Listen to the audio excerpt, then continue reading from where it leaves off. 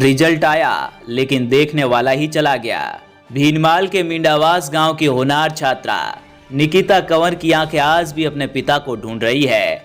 उस एक पल के लिए जब वह उनका हाथ थाम कर कह पाती, पापा मैंने 90 नहीं 92.60% अंक हासिल किए हैं। लेकिन किस्मत को कुछ और ही मंजूर था। एक वादा जो पूरा हो गया, लेकिन उसका गवाह बनने वाला इंसान उसका पिता इस दुनिया में नहीं रहा। निकिता के पिता जबरदान कंवर एक साधारण किसान थे जिनके सपने बहुत बड़े थे। उन्होंने अपनी बेटी की मेहनत को देखा था, उसके संघर्ष को महसूस किया था और एक पिता की तरह उसे उसका हक देने का भी वादा किया था। उन्होंने कहा था कि अगर तू 90% से ज्यादा लाएगी तो मैं तुझे दिल्ली या जयपुर पढ़ने भेजूंगा। ये वादा निकिता के लिए सिर्फ एक प्रोत्साहन नहीं था, बल्कि एक सपना था, खुद को साबित करने का, अपने गांव से निकलने का और अपने पिता को गर्व महसूस कराने का। निकिता ने उस सपने के लिए दिन रात एक कर दिए। छोटे से गांव में सीमित संसाधनों के बीच पढ़ाई की, खुद को हर हाल में मजबूत रखा। लेकिन नियति ने उसके जीवन में ऐसा तूफान ला दिया जिसकी उसने कल्पना भी नहीं की थी। 11 मई को उसके पिता जबरदान कंवर को हार्ट अटैक आया और उन्होंने दुनिया को अलविदा कह दिया।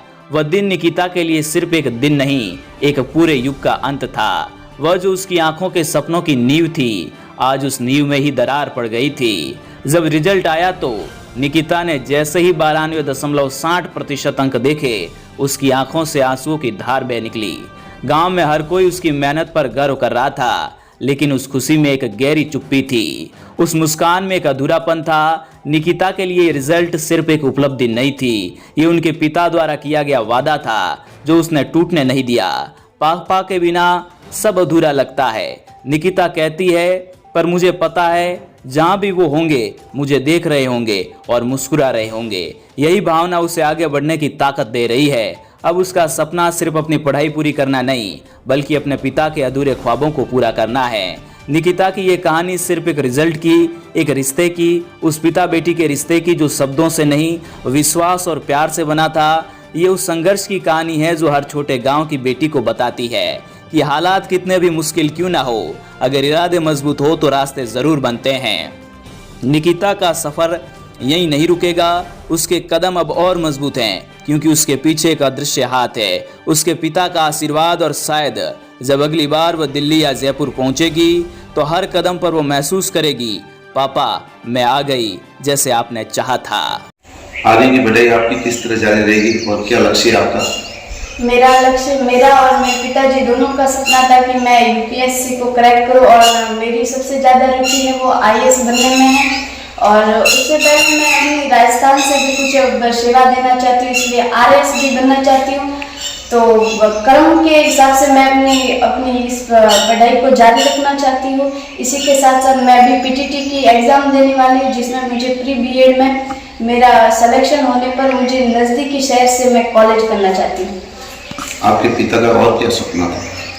मेरे पिताजी का सपना था कि वो मुझे हमेशा कहते थे कि मुश्किल हालात में भी बेटा कभी घबराना नहीं चाहिए, क्योंकि वो हालात ऐसे होते हैं जब अपना भी कभी साथ नहीं रहता है। और उनकी बात ज़्यादातर मुझे सच्ची लगी, क्योंकि आज वो मेरे साथ नहीं है, लेकिन उनके सपने मेरे साथ है।